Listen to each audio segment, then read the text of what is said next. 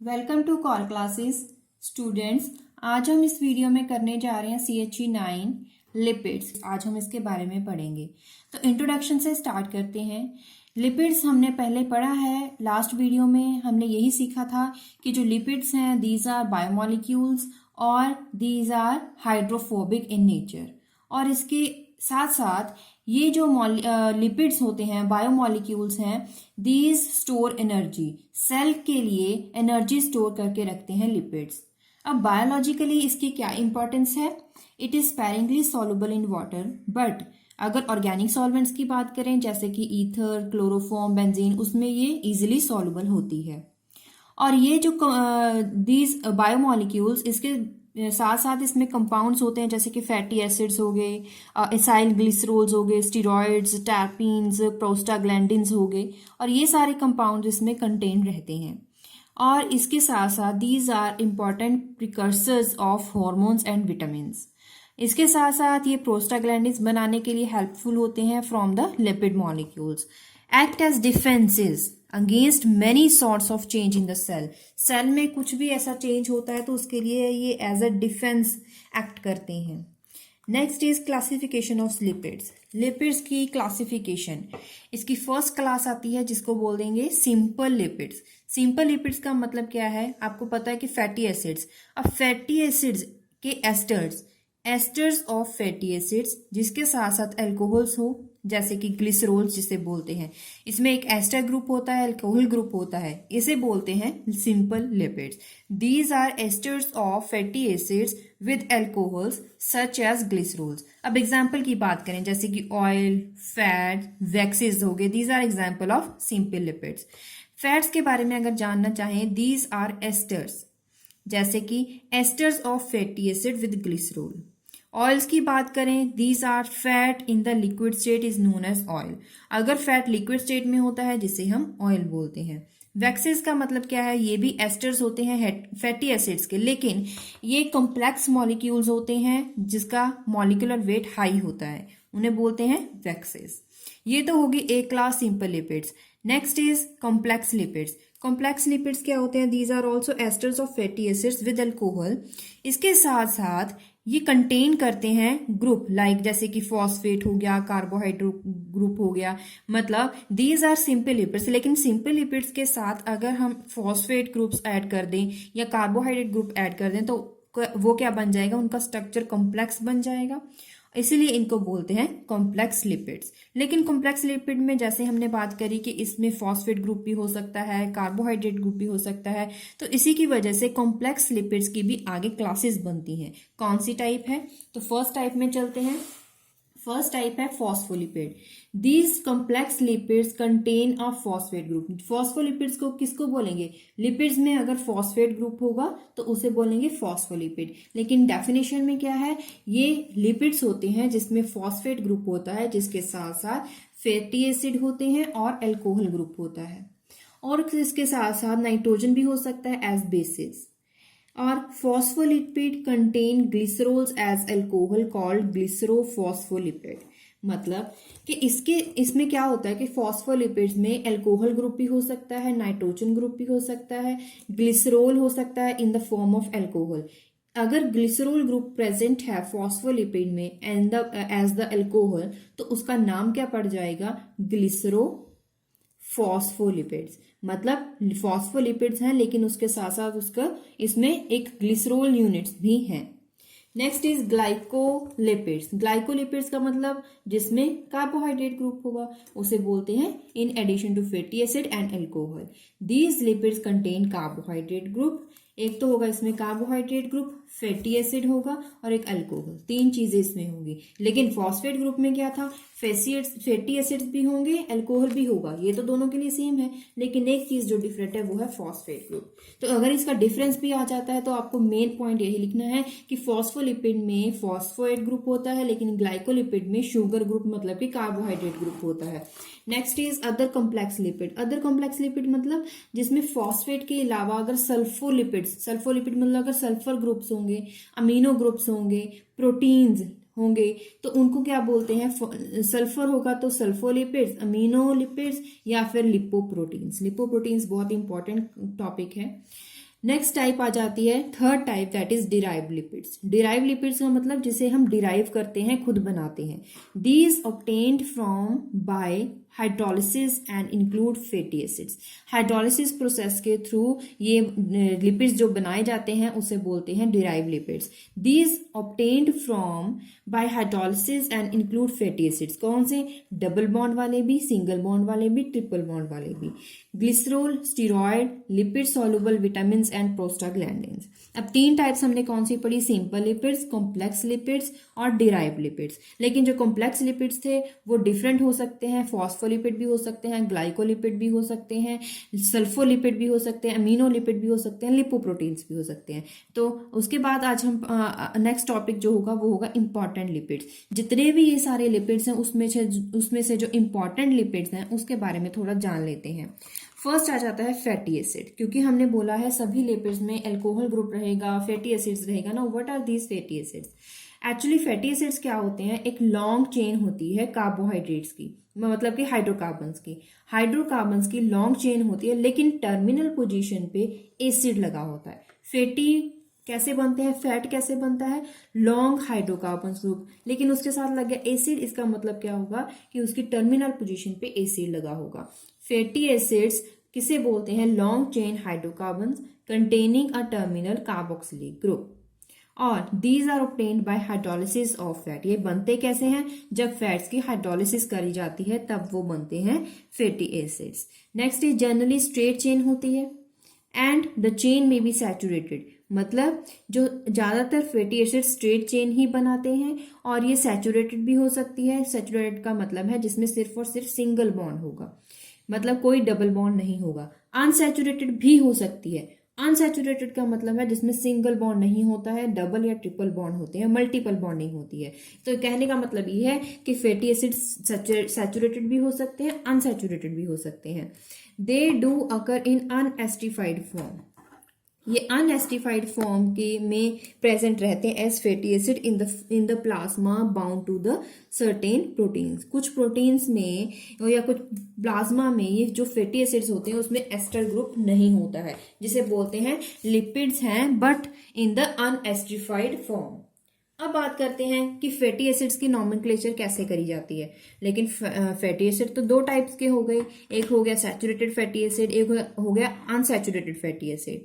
अब जो saturated fatty acid है इसका नाम कैसे लिखेंगे? हमें जो सफिक्स होगा, सफिक्स में एंड में अगर सैचुरेटेड है, अब पहचान कैसे करोगे कि सैचुरेटेड है या अनसैचुरेटेड है? सैचुरेटेड का मतलब है सिंगल बॉन्ड और अनसैचुरेटेड का मतलब होगा डबल बॉन्ड या फिर ट्रिपल बॉन्ड। ओके, अब सैचुरेटेड में क्या करोगे? एंड में क्या लगाओगे? एनोइक एसिड। ओइक एसिड क्यों? ओइक एसिड इसीलिए क्योंकि उसमें एंड में टर्मिनल पोजीशन में कार्बोक्सिलिक ग्रुप लगा होगा। और एन का मतलब क्या है? एल्केन। एल्केन का मतलब होगा सिंगल बॉन्ड्स, सैचुरेटेड। तो एन उसका एंड में जो एन है वो लगाएंगे। ठीक है, तो क्या बनेगा? सफिक्स क्या लगेगा? एनोइक एसिड। ठीक है, फॉर एग्जाम्पल अगर हमारे पास एक ऐसा ग्रुप है CH3 CH2 6 COOH, तो टोटल कितने कार्बन हो गए? एक और 6 7 और 1 8 हो गए, तो लग गया ऑक्ट लग गया। उसके बाद देखिए इसमें सिंगल बॉन्ड है तो लग गया एन। टर्मिनल पोजीशन पे क्या है? कार्बोक्सिलिक ग्रुप, तो लग गया ओइक एसिड, तो इसका नाम पड़ गया ऑक्टेनोइक एसिड। अनसैचुरेटेड में क्या लगेगा? एंड में एन की बजाय इनोइक एसिड। इनोइक क्यों? क्योंकि these are in, double bond है तो इन लगेगा। तो इन लगेगा, इसका मतलब एंड में तो ओइक एसिड रहेगा ही रहेगा। लेकिन क्या होगा? सैचुरेटेड और अनसैचुरेटेड की नॉमेनक्लेचर में यही डिफरेंस है कि सैचुरेटेड में एन लगेगा और अनसैचुरेटेड में इन। फॉर एग्जाम्पल यही एग्जाम्पल ले लेते हैं, CH3 CH2 7 CH double bond CH CH2 7 COH। COH लग गया, इसका मतलब ये फैटी एसिड है। डबल बॉन्ड है, इसका मतलब ये अनसैचुरेटेड फैटी एसिड है। तो इसका नाम क्या पड़ेगा? 7 8। तो क्या है? ऑक्टा। तो टोटल कितने हो गए यहाँ पे? तो डेका, ऑक्टा डेकानोइक, क्योंकि ये है 1 और 7 8 9 10 10 और 7 17 और 1 18। ठीक है, ये टोटल 18 कार्बन हो गए हैं, तो इसीलिए इसका नाम क्या पड़ेगा? ऑक्टाडेक। और एंड में क्या लगेगा EN, क्यों? क्योंकि इसमें डबल बॉन्ड आ गया। और क्या लगेगा? Oic acid. Next saturated fatty acid. अब ये तो हो गया नॉमेनक्लेचर कि सफिक्स क्या लगेगा, लेकिन नंबरिंग कैसे होगी? नंबरिंग सबसे पहले टर्मिनल पोजीशन से स्टार्ट होगी, जहां से कार्बोक्सिलिक कार्बन लगी है। कार्बोक्सिलिक कार्बन जो COOH ग्रुप होगा, COOH ग्रुप होगा, उसका ये जो कार्बन है उसका नंबर पड़ेगा 1। उसके साथ एडजेसेंट पोजीशन पे जो अगली कार्बन लगी होगी उसे या तो अल्फा कार्बन बोलेंगे या फिर कुछ नंबरिंग देंगे 2। उसके साथ जो लगी होगी उसे लेंगे बीटा या फिर कार्बन नंबर 3। ठीक है। अब अनसैचुरेटेड फैटी एसिड में क्या करोगे? उसके लिए एक स्पेशल नोमेनक्लेचर है, डेल्टा लगाते हैं, डेल्टा 9। डेल्टा 9 का मतलब, डेल्टा का मतलब क्या है कि वहां पे डबल बॉन्ड है। 9 का मतलब ये है कि कार्बन नंबर 9 और कार्बन नंबर 10 के बीच में है। या फिर ओमेगा 9 डालते हैं। ओमेगा 9 का मतलब है कि जो डबल बॉन्ड है वो कार्बन नंबर 9 पे है, counting from omega carbon. Omega carbon कैसे? ये तो हो गया कार्बन नंबर 1 जो COH ग्रुप है, ये हो गया अल्फा कार्बन, ये हो गया बीटा कार्बन, ये हो गया गैमा कार्बन, ये हो गया डेल्टा कार्बन, ये हो गया ओमेगा कार्बन। ओमेगा कार्बन से आप गिनिए, ओमेगा कार्बन से 9th पोजीशन पे जो कार्बन होगा उस कार्बन पे अगर डबल बॉन्ड है तो इसका नाम क्या लगेगा? ओमेगा 9। उसके बाद उसका नेमिंग आएगा। फॉर एग्जाम्पल ये एक ग्रुप है हमारे पास, एक बायोमॉलिक्यूल है, इसकी नेमिंग कैसे देंगे? सबसे पहले आपने देखा ये फैटी एसिड है क्योंकि इसमें एंड में क्या लगा? COH, और डबल बॉन्ड है, इसका मतलब ये अनसैचुरेटेड फैटी एसिड है। तो नंबरिंग कहाँ से देंगे आप? जहाँ पे फंक्शनल ग्रुप लगा है, कार्बन नंबर 1, कार्बन नंबर 2, 3, 4, 5, 6, 7, 8, क्योंकि 7 कार्बन यहीं पे लगे हैं तो 8 तक तो यहाँ पे जाएगा। ये होगा कार्बन नंबर 9, कार्बन नंबर 10, 10 के बाद यहाँ तक 17 तक यहाँ लगेगा, ये होगा 18th कार्बन। तो इसका नाम क्या है? इसका नाम है oleic acid. Oleic acid, oleic acid है तो इसका यहाँ पे डबल बॉन्ड कहाँ पे है? कार्बन नंबर 9 पे है। कार्बन नंबर 9 पे है तो इसका नाम पड़ गया ओमेगा 9। ओके, तो ये आप ध्यान रखिए कि कैसे उसकी नंबरिंग कैसे करते हैं। अब कुछ एग्जाम्पल्स हैं सैचुरेटेड फैटी एसिड की। ब्यूटायरिक एसिड, कॉमन नेम है उसका ब्यूटायरिक एसिड, आईपिक नेम है tetranoic acid. Tetra means carbon total 4 होंगे, और ओइक एसिड मतलब एंड में क्या लगेगा? COOH, 1, 2, 3, 4 carbon. और इसे जनरली ये किस में होता है? बटर फैट में। लॉरिक एसिड, ये क्या है? डोडेकानोइक एसिड। डोडेका का मतलब है 12 कार्बन, तो 12 कार्बन वाला ओइक एसिड है, किसमें होता है वो? कोकोनट ऑयल में। Myristic acid, tetradecanoic. टेट्राडेका मतलब डेका मीन्स 10, टेट्रा मीन्स 4, 10 और 4 14, टोटल 14 कार्बन यहाँ पे होंगे, और एंड में क्या होगा? ओइक एसिड होगा। ओके, उसके बाद ये इसका सोर्स क्या है? कोकोनट या palm oil. Palmitic acid, palmitic acid hexadecanoic acid. Hexa मतलब 6, डेका मीन्स 10, 10 + 6 16, टोटल 16 कार्बन। लेकिन बात एक ध्यान रखें, जो फंक्शनल ग्रुप वाला कार्बन है उसे आपको इंक्लूड करना है। ऐसा नहीं है कि 16 के 16 कार्बन आप लगा दो तो एंड में आप फंक्शनल ग्रुप लगा दो, तो टोटल वहां पे कार्बन नंबर 17 हो जाएंगे। लेकिन आपको ये ध्यान रखना है जो भी आप फॉर्मूला लिखोगे उसमें टोटल नंबर ऑफ कार्बन 16 होने चाहिए। और इसका सोर्स क्या है? इन ऑल एनिमल्स, सभी एनिमल्स में ये पाया जाता है। Stearic acid, octadecanoic acid means 18 carbon, plant fats इसका सोर्स है। Arachidic acid, eicosanoic acid. Eicosanoic means क्या है? 20, यहाँ पे क्या है? CH3, CH2, 18, COOH, और सोर्स इसका है पीनट ऑयल। तो ये सारे एग्जाम्पल थे सैचुरेटेड फैटी एसिड के। अब कुछ एग्जाम्पल्स हैं अनसैचुरेटेड फैटी एसिड के। अनसैचुरेटेड फैटी एसिड जैसे कि पामीटोलिक एसिड, पामीटोलिक एसिड, जैसे उसका जो सिस्टमिक नेम है वो होगा 9-हेक्साडेकिनोइक एसिड। इनोइक एसिड का मतलब है वहां पे डबल बॉन्ड भी होगा और ओइक एसिड भी होगा। 9 नंबर का मतलब क्या है? 9th कार्बन पे होगा। ये देखिए 1 कार्बन, यहाँ तक टोटल कितने हो गए? 7 कार्बन मतलब 8 कार्बन, ठीक है, और यहाँ पे हो गया 9, तो 9th पोजीशन पे है। तो 9 हेक्साडेकानोइक एसिड। सोर्स क्या है? All fats.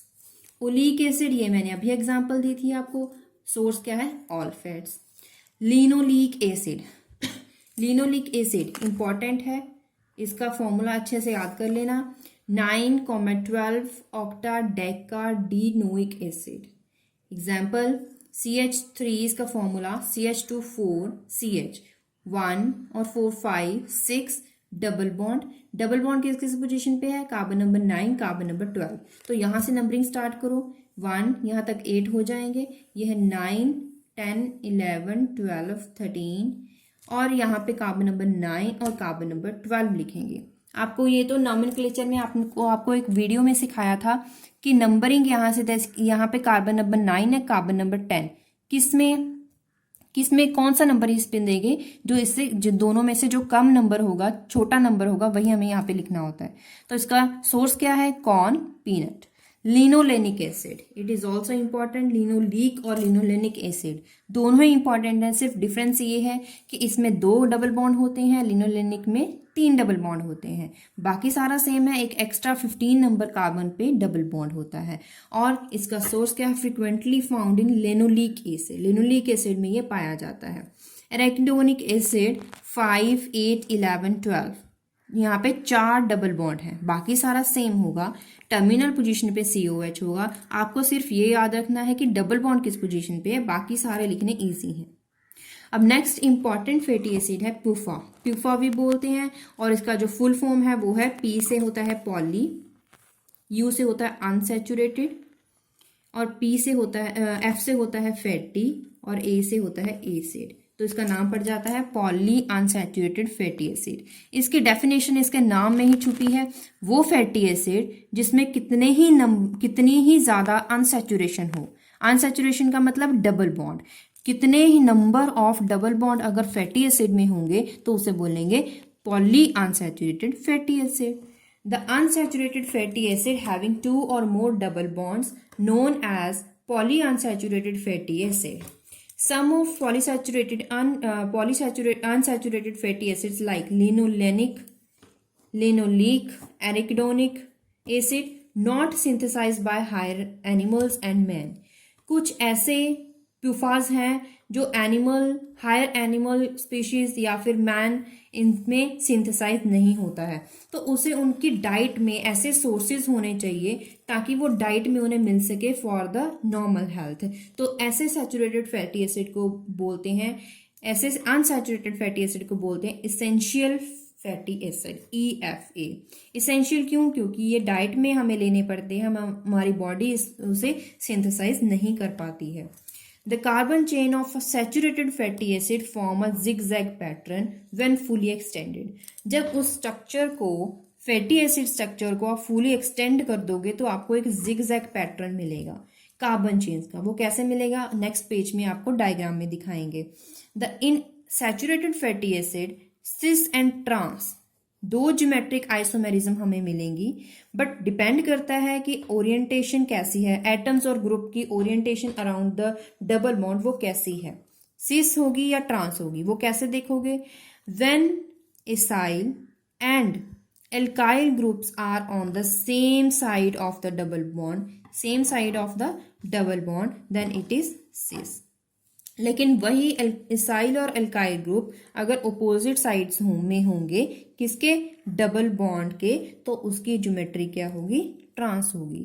वही जो हम नॉर्मली सिस और ट्रांस पढ़ते हैं कि डबल बॉन्ड के अलोंग अगर सेम होंगे ग्रुप्स तो उसका नाम होगा, सेम साइड में होंगे तो वो सिस होगी उसकी ज्योमेट्री, अदरवाइज वो ट्रांस होगी। जैसे कि इस डायग्राम में यहाँ में आप देख सकते हैं कि इन सैचुरेटेड फैटी एसिड्स में आपको यहाँ पे जिगजैग स्ट्रक्चर मिल रहा है। जब ये फुली एक्सटेंड कर दी जाएंगी तभी ये स्ट्रक्चर आपको मिलेगा। लेकिन यहाँ पे जो डबल बॉन्ड है, हाइड्रोजन्स जो ग्रुप हैं, ये दोनों ही एक तरफ है, एक ही साइड में है, इसीलिए सिस फॉर्म बनाते हैं ओलिक एसिड की। और इनका जो डबल यहाँ पे बॉन्ड एंगल है वो है 120 डिग्री।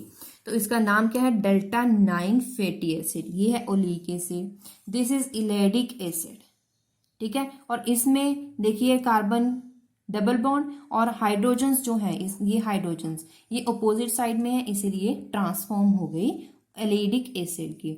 और इसका 110 डिग्री इसका बॉन्ड एंगल है। It is less as compare to 120 degree present in cis form. मतलब कि सिस फॉर्म में जो आपको पता है कि इसमें बॉन्ड ज्यादा है, इसमें कम है। ऐसा क्यों है? बॉन्ड एंगल में ऐसा डिफरेंस क्यों है? आपको पता है इजीली कि जो डबल बॉन्ड में सिस फॉर्म में क्या होता है कि दोनों जो ग्रुप्स होंगे यहाँ पे, these bulky groups are along the same side, तो यहाँ पे एंगुलर स्ट्रेन पड़ता है, स्टेरिक हिंड्रेंस हो जाती है, जिसकी वजह से वो अपने आप को स्टेबल करने के लिए एक दूसरे से दूर रहते हैं तो इसका बॉन्ड एंगल ज्यादा होता है। लेकिन ट्रांसफॉर्म में दोनों ही बल्की ग्रुप्स अपोजिट साइड में है, जिसमें स्टेरिक हिंड्रेंस इतनी नहीं होती है, जिसकी वजह से इजीली वो ग्रुप्स अपने आप को अटेन करके रखते हैं।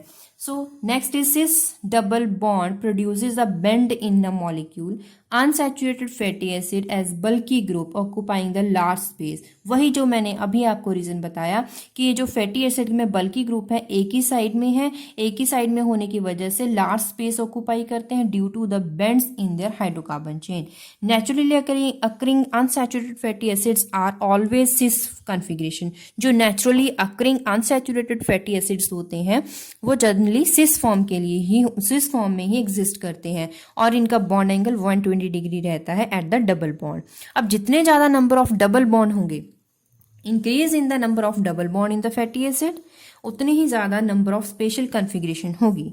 For example arachidonic acid which has 4 double bond assumes almost U shape, उसकी शेप ज्यादा आपको स्पेशल कॉन्फ़िगरेशन मिलेगी, जैसे कि एराकिडोनिक एसिड में 4 डबल बॉन्ड है। जितने ज्यादा नंबर ऑफ डबल बॉन्ड उतनी ज्यादा उसकी स्पेशल अरेंजमेंट होगी। Next important fatty acid is acyl glycerol. Acyl glycerols क्या होते हैं? ये भी फैटी एसिड्स होते हैं। These are the esters of fatty acids, but इनमें जो अल्कोहलिक ग्रुप होते हैं ट्राई हाइड्रोक्सी, 2 या 3 से ज्यादा हाइड्रोक्सी अल्कोहल ग्रुप्स होते हैं, जैसे कि ग्लिसरॉल। ईदर 1, 2 और all the 3 hydroxyl groups of glycerol can undergo esterification to yield mono di tri acyl glycerol। मतलब एसाइल ग्लिसरॉल्स होते क्या हैं? जिसमें ऐसे ग्लिसरॉल्स जिसमें एसाइल ग्रुप्स प्रेजेंट हों। वो कैसे होंगे? जब उनकी स्टेरिफिकेशन की जाएगी। तो इसका मतलब क्या है कि जो ग्लिसरॉल है आपको पता है उसमें 3 हाइड्रोक्सिल ग्रुप होते हैं, OH ग्रुप्स 3 होते हैं ग्लिसरॉल में। अगर इन सभी के सभी या अगर इनमें से तीनों हाइड्रोक्सिल ग्रुप में से किसी एक हाइड्रोक्सिल ग्रुप की स्टेरिफिकेशन की जाएगी तो आपको मोनो एसाइल ग्लिसरॉल मिलेंगे। अगर 2 के करेंगे तो आपको डाई एसाइल ग्लिसरॉल मिलेंगे। अगर आप तीनों के कर दोगे स्टेरिफिकेशन तो क्या होगा? आपको क्या मिलेंगे? एसाइल ग्लिसरॉल्स मिलेंगे, मतलब कि ट्राई एसाइल ग्लिसरॉल्स मिल सकते हैं। Tri acyl glycerols are neutral fats. क्यों न्यूट्रल फैट? क्योंकि वो उसमें कोई चार्ज नहीं होता है। जैसे कि एक आपके सामने ये ग्लिसरॉल का स्ट्रक्चर है, एसाइल ग्लिसरॉल का स्ट्रक्चर। इसमें क्या है कि यहाँ पे OH की बजाय 1, 2, 3 OH ग्रुप थे। यहाँ पे ग्लिसरॉल का स्ट्रक्चर CH2OH, CH2OH, CH2OH, ठीक है। अब इनमें से सिर्फ एक नंबर में जो फर्स्ट है हाइड्रोक्सिल ग्रुप, उसकी एस्टेरिफिकेशन की गई है। तो आपको देखिए एस्टर है या नहीं? RCOOR। तो ये क्या है? RCOR क्या होता है? एस्टर। इसका मतलब है एक हाइड्रोक्सिल ग्रुप को रिप्लेस करके यहाँ से क्या लगा है? यहाँ पे लगा है एस्टर ग्रुप। तो एक लगा है तो उसका नाम पड़ गया मोनो एसाइल ग्लिसरॉल। अगर एक की बजाय दूसरा भी चला जाए, देखिए दूसरा भी यहाँ पे क्या बन गया? एस्टर ग्रुप बन गया, लेकिन दोनों में R ग्रुप डिफरेंट है। एक R है तो दूसरा R' कोई और होगा, तो दोनों ही एस्टर ग्रुप बन गए तो उसका नाम पड़ गया डाई एसाइल ग्लिसरॉल। अगर तीनों के तीनों ही यहाँ पे जो हाइड्रोक्सिल ग्रुप है these are transform into the ester group, then these are known as tri-acyl glycerol, in which R, R' and R" are all 3 alkyl groups are different. These are formed as intermediates. Intermediate की तरह act करते हैं in the metabolism of lipids में। अब बात करते हैं mixed acyl glycerols की। वो क्या होते हैं? होते हैं वो ट्राई एसाइल ग्लिसरॉल्स, लेकिन उनमें डिफरेंट फैटी एसिड्स रहते हैं तीनों एस्टर पोजीशन में different fatty acid. Fatty acid का मतलब है R, R dash, R double dash, ये तीनों जो डिफरेंट ग्रुप है इसकी वजह से इनको बोलते हैं मिक्स्ड एसाइल ग्लिसरॉल्स। जैसे कि फर्स्ट में यहाँ पे तो देखिए आपको एग्जांपल दी गई है ट्राई एसाइल ग्लिसरॉल्स की, जैसे कि C17H35 तीनों में सेम लगे हुए हैं, तो इसका नाम पड़ जाएगा ट्राइस्टीरीन फैट मॉलिक्यूल। क्यों ट्राइस्टीरीन? क्योंकि इसमें तीन स्टेरिक एसिड रेजिड्यूज प्रेजेंट हैं, जिसकी वजह से ये किसके साथ as a form of esters पड़े हैं इन द ग्लिसरॉल। एक्चुअली ये जो स्ट्रक्चर है वो ग्लिसरॉल का है, लेकिन उसमें OH पोजीशन की जगह क्या लगा हुआ है? एस्टर ग्रुप्स लगे हैं। उन एस्टर ग्रुप्स में जो एल्काइल ग्रुप्स है वो सारे के सारे सेम लगे हुए हैं, जिसका नाम पड़ गया ट्राइस्टेरीन। ओके, अब बात करते हैं hydrolysis of acyl glycerols. Hydrolysis हो सकती है, अगर होगी तो क्या बनेगा? जब ट्राई एसाइल ग्लिसरॉल की हाइड्रोलिसिस होती है तो उसमें से किसकी हाइड्रोलिसिस होगी? जो एस्टर ग्रुप्स होंगे उनकी हाइड्रोलिसिस होगी। अब तीन जो इसमें मॉलिक्यूल्स हैं फैटी एसिड के, या फिर उसमें से 3 फैटी एसिड्स के मॉलिक्यूल और एक जो मॉलिक्यूल ग्लिसरॉल का यहाँ पे बनेगा। जब इसके हाइड्रोलिसिस करेंगे तो आपके पास एक मॉलिक्यूल ग्लिसरॉल का मिलेगा, 3 आपको मॉलिक्यूल फैटी एसिड्स के मिलेंगे। और इस रिएक्शन को हाइड्रोलिसिस करने के लिए आप एसिड के साथ, एल्कलीज के साथ या फिर किसी एंजाइम के साथ इसकी हाइड्रोलिसिस कर सकते हैं। एंजाइम की बात करोगे तो उस एंजाइम का नाम पड़ जाएगा, क्योंकि लिपिड्स की कर रहे हैं तो इसका नाम पड़ जाएगा लाइपेजेस। ओके, तो देखिए this is the try acyl glycerol. क्या बोला था कि एक मॉलिक्यूल यहाँ पे किसका मिलेगा? ग्लिसरॉल का, CH2OH, CH2OH, CH2OH, this is CHOH। Okay, उसके बाद यहाँ पे फैटी एसिड 1 2 3 आपको फैटी एसिड मिल रहे हैं। तो this is the hydrolysis of acyl glycerol. Next definition important डाल लें, अच्छे से याद करें, पेपर में आ जाती है। Saponification, lipases are secreted along with digestive juices in an animal and are responsible for digestion of fats in the stomach। जो लाइपेजेस होते हैं वो डाइजेस्टिव जूस के साथ सीक्रेट होते रहते हैं, किसमें? एनिमल्स में। उससे क्या होगा? फैट्स की डाइजेशन इजीली होती है। एल्केलाइन हाइड्रोलिसिस ऑफ फैट, अब हाइड्रोलिसिस जो हमने अभी पढ़ी है उस हाइड्रोलिसिस का दूसरा नाम है स्पोनिफिकेशन। लेकिन अगर वो हाइड्रोलिसिस इन एल्कली ग्रुप्स की प्रेजेंस में करी जाएगी, एल्केलाइन हाइड्रोलिसिस होगी, तो उसका नाम पड़ जाएगा स्पोनिफिकेशन। तो आपको क्या करना है? सबसे पहले यहाँ पे डेफिनेशन बतानी है, समझाना है क्या है, उसके बाद वही आपको डायग्राम दिखानी है, लेकिन in the presence of alkaline hydrolysis. Alkali की प्रेजेंस में आपको वो हाइड्रोलिसिस दिखानी है। तो इसके साथ डेफिनेशन और रिएक्शन जरूर लिखिएगा।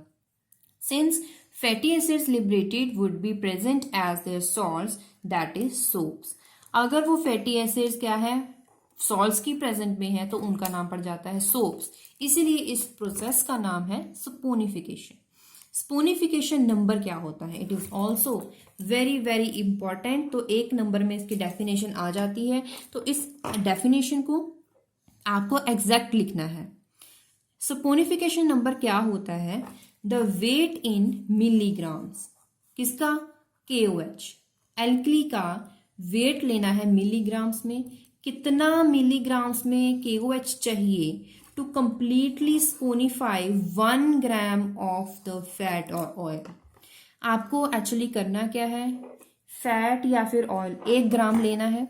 1 ग्राम फैट या ऑयल को कंप्लीटली स्पोनिफिकेशन उसकी करने के लिए कितने मिलीग्राम्स में आपको KOH चाहिए, उसको बोलते हैं उसका saponification number. It is the major of fatty acid component in the fat and higher value indicates presence of mostly short chain fatty acid. जितनी ज्यादा नंबर स्पोनिफिकेशन नंबर जितना ज्यादा होगा, इसका मतलब ये समझा जाएगा कि जो फैटी एसिड्स हैं उसमें शॉर्ट चेन्स प्रेजेंट रहेंगी, शॉर्ट फैटी एसिड्स प्रेजेंट रहेंगे। Unsaturation in oils and fats, इसमें भी एक और डेफिनेशन छोटी सी आ जाती है, लेकिन ये भी बहुत इंपॉर्टेंट है। आयोडीन नंबर, अब आयोडीन नंबर क्या होता है? आयोडीन नंबर का मतलब है इसमें आयोडीन यूज होगा। अब फैट और ऑयल को जैसे कि 100 ग्राम्स फैट और ऑयल है, तो उसके लिए कितने ग्राम्स में आयोडीन चाहिए, उसे बोलेंगे आयोडीन नंबर। अब आयोडीन नंबर पे कौन कौन सी चीजें डिपेंड करती हैं। जितना ज्यादा आयोडीन नंबर होगा उतना ही अनसैचुरेशन उस फैट में प्रेजेंट होगा। जितना ज्यादा नंबर आयोडीन नंबर होगा, मतलब हायर द आयोडीन नंबर, उसका मतलब उतनी ही ज्यादा उसमें अनसैचुरेशन है, किसमें, फैट में। Oil with high iodine number are thus preferred as their nutritional value is high। मतलब हाई आयोडीन नंबर वाले ऑयल्स को ज्यादा प्रेफर करते हैं क्योंकि वो न्यूट्रिशनल होते हैं। फॉर एग्जाम्पल, कोकोनट ऑयल का आयोडीन नंबर 8 है, बटर फैट का आयोडीन नंबर 36 है, और ऑलिव ऑयल का जो आयोडीन नंबर है वो 81 है। ग्राउंडनट ऑयल का जो आयोडीन नंबर है वो 93 है। Next topic is rancidity. It is also very important.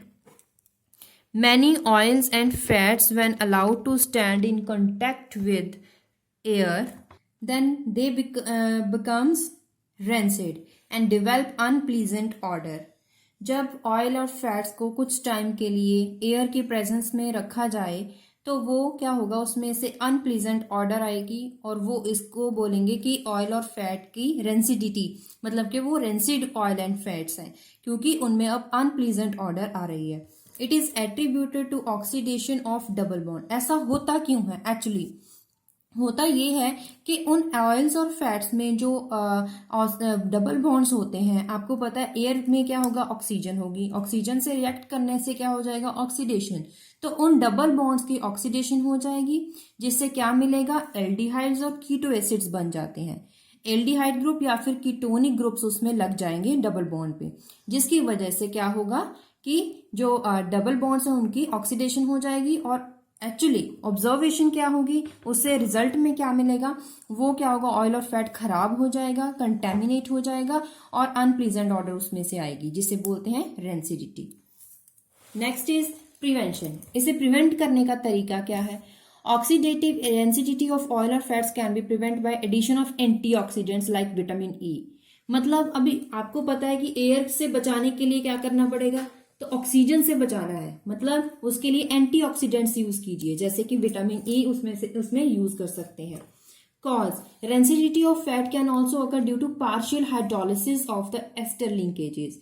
कह रहे हैं कि इसमें दूसरा इसका कॉज ये है कि जो इसमें एस्टर लिंकेज होती है उसकी हाइड्रोलिसिस हो जाती है, जिसकी वजह से give rise to the free fatty acid. अब वो फ्री एसिड जो बन जाते हैं, फ्री फैटी एसिड, उसमें से जो अनप्लीजेंट ऑर्डर आती है, मतलब कि इसके दो कॉज हो गए, एक तो ऑक्सीडेशन हो गया, एक पार्शियल हाइड्रोलिसिस, एक दूसरा कॉज हो गया एक रेंसिडिटी का। Next is peroxidation. Peroxidation actually it is a process of auto oxidation. जो फैट्स हैं, ऑयल्स हैं, उसकी अपने आप ऑक्सीडेशन हो जाए, it is called peroxidation and it can also occur within the body में भी हो सकता है। क्यों? Due to free radicals. अब फ्री रेडिकल्स कब बनेंगे? जब मेटाबॉलिज्म प्रोसेस हो रहे होते हैं उस टाइम फ्री रेडिकल बनने के चांसेस होते हैं। अगर फ्री रेडिकल बन जाते हैं तो क्या होगा, जो फैट्स है उसकी ऑक्सीडेशन अपने आप हो जाएगी। लिपिड पर oxidation can become a chain reaction. अब आपको पता है कि अगर फ्री रेडिकल मैकेनिज्म आपको पता है कि उसमें चेन रिएक्शन स्टार्ट हो जाती है, तो उससे क्या होगा, पर ऑक्सीडेशन जो प्रोसेस होता है वो कंटिन्यू रहता है। For example this is lipid. अब उसमें क्या हो गए, फ्री फैटी एसिड्स, मतलब कि यहाँ पे फ्री रेडिकल्स आ गए। उससे क्या होगा, ये दोनों आपस में रिएक्ट करेंगे, ये जो लिपिड है वो फ्री लिपिड रेडिकल बन जाएगा, लिपिड फ्री रेडिकल। अब ऑक्सीजन की प्रेजेंस में उसकी ऑक्सीडेशन, तो क्या हो जाएंगे, दो ऑक्सीजन, मतलब कि पर ऑक्साइड। ऑक्सीजन जो है, पर का मतलब होता है एक्स्ट्रा ऑक्सीजन, तो पर ऑक्साइड लग गए यहाँ पे। दोबारा से अब क्या होगा, LH लिपिड के साथ रिएक्शन करवाई जाएगी तो एक एसिड बन जाएगा, लिपिड हाइड्रोपर ऑक्साइड। बोलेंगे लिपिड हाइड्रोपर ऑक्साइड। दो oxide, hydrogen group, lipid hydroperoxide. Next is waxes. When fatty acid undergo esterification with a monohydric alcohol, जब फैटी एसिड की एस्टेरिफिकेशन करेंगे किसके साथ, अल्कोहल होना चाहिए, लेकिन मोनोहाइड्रिक अल्कोहल, उसका मॉलिक्यूलर वेट हाई होना चाहिए, तब बनते हैं वैक्सेस। क्योंकि वैक्सेस की डेफिनेशन में आपने क्या पढ़ा था, these are the free fatty acids, these are the fatty acid जिसमें अल्कोहल ग्रुप होता है, लेकिन वो alcohol group higher molecular mass का होता है। तो वैक्सेस क्या होते हैं, कॉम्प्लेक्स फैटी एसिड्स होते हैं। Waxes are complex mixture of esters of long chain of fatty acids, जैसे कि palmitic acid, with long chain monohydric alcohol like cetyl alcohol. They are widespread in nature as many of them serve as protective function of fruit and leaf surfaces. अब जो waxes है, आपको पता होगा कि जो आप लीफ देखते हो, लीफ या फ्रूट, उस पर एक ऑयली लेयर चढ़ी होती है। ऑयली लेयर चढ़ने से क्या होता है कि प्रोटेक्शन मिल जाती है नेचुरली। तो वैक्सीज जो होती हैं उसे ऐसे प्रोटेक्ट करती हैं by the contact with water.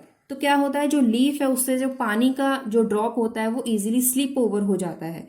और जनरली कुछ लोग क्या करते हैं कि फ्रूट के ऊपर वैक्सीज चढ़ाते हैं खुद, ताकि उसमें पानी का कांटेक्ट ना हो। These are highly insoluble in water, having number of double bonds, and these are not chemically react with any other, and thus protect leaves from the water loss. Next, exercise. कुछ questions हैं। First is true false.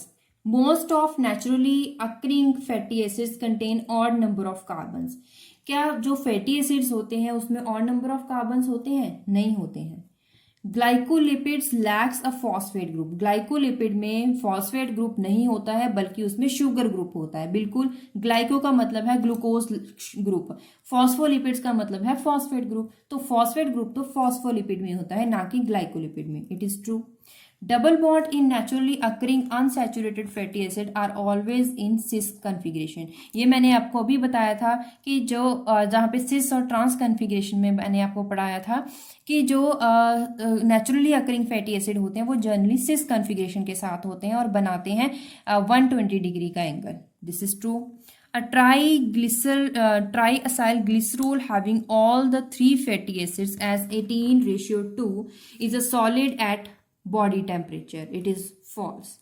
Phillips bile salts, जो bile juice है, bile salts dash triacyl glycerol and other fats emulsification करते हैं।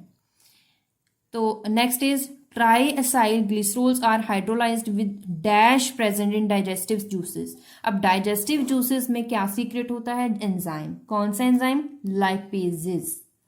Iodine number of fat is use to determine degree of dash present in fat. Depend करता है, ये पता करता है कि कितने किसी भी फैटी एसिड में कितने नंबर ऑफ डबल बॉन्ड्स हैं। तो इसका मतलब ये क्या डिटरमिन करता है, unsaturation. Lipid dash can become a chain reaction. अब चेन रिएक्शन कब होती है, जब फ्री रेडिकल्स बनेंगे। फ्री रेडिकल वाला प्रोसेस कौन सा था, परऑक्सीडेशन था। Next question, a fat has low iodine number and high saponification number, what do you infer from that. एक फैट है, आयोडीन नंबर उसका लो है, स्पोनिफिकेशन नंबर उसका हाई है। अगर किसी भी फैट का आयोडीन नंबर जो होता है वो पता करता है कि उसमें कितने अनसैचुरेशन है। अगर किसी भी फैट का जिसका बताया गया है कि कोई सैंपल है, फैट सैंपल जिसका आयोडीन नंबर कम है, इसका मतलब है उसमें अनसैचुरेशन कम है, मतलब कि डबल बॉन्ड्स का नंबर उसमें कम है। लेकिन अगर उसका स्पोनिफिकेशन नंबर ज्यादा है, अब हाई स्पोनिफिकेशन नंबर क्या शो करता है कि जो फैट है वो किसी भी गिवन फैट में जो फैटी एसिड्स की जो चेन है वो ज्यादा है या कम है। तो जितना ज्यादा हाई स्पोनिफिकेशन नंबर होगा उसमें उतनी छोटी चेन होगी फैटी एसिड्स की। इसका मतलब वैसा फैट जिसमें आयोडीन नंबर कम है, हाई स्पोनिफिकेशन नंबर है, तो इसका मतलब है उसमें डबल बॉन्ड्स की नंबरिंग कम है और उसके साथ साथ वो एक छोटा शॉर्ट चेन फैटी एसिड है। तो इसका आंसर पढ़ लेते हैं। The iodine number of a fat indicates the degree of unsaturation in it. A low iodine number of fat thus indicates that the unsaturated fatty acid content of the fat is low. Next, a high sponification number shows that the fat is composed of short chain fatty acids. Thus, fat contains mostly short chain fatty acids with a low degree of unsaturation. तो इसके साथ हमने जो आज में video में पढ़ा है उसके रिगार्डिंग क्वेश्चंस भी डिस्कस किए हैं। तो अगर आपको इस वीडियो में कोई प्रॉब्लम आती है, कोई क्वेरी है, तो आप कमेंट्स बॉक्स में पूछें, आपको सोल्यूशन बताएंगे। और इसके अलावा अगर आपके लिए वीडियो हेल्पफुल रही है तो प्लीज़ इस वीडियो को लाइक करें, चैनल को सब्सक्राइब करें और अपने क्लासमेट्स के साथ जरूर शेयर करें। तो इसके साथ साथ आप देखते रहिए, इसके लोअर जो पिछली वीडियोस हैं वो भी पढ़िए और इसके बेसिस पे क्वेश्चंस पेपर में अक्सर आ जाते हैं और जो जितने चांसेस हैं कि किसी भी क्वेश्चन के, तो उसी के बेसिस पे उनको सॉल्व भी किया है। तो क्वेश्चंस के सोल्यूशन भी उन्हीं वीडियोस में आपको मिल जाएंगे। लेकिन अगर कुछ स्टूडेंट्स को उस टॉपिक को समझना भी है तो वो जो टॉपिक का डिटेल में भी वहां पे समझाया गया है, तो आप उन वीडियोस पे जरूर विजिट कीजिए। तो देखते रहिए हमारा channel core classes. Thank you.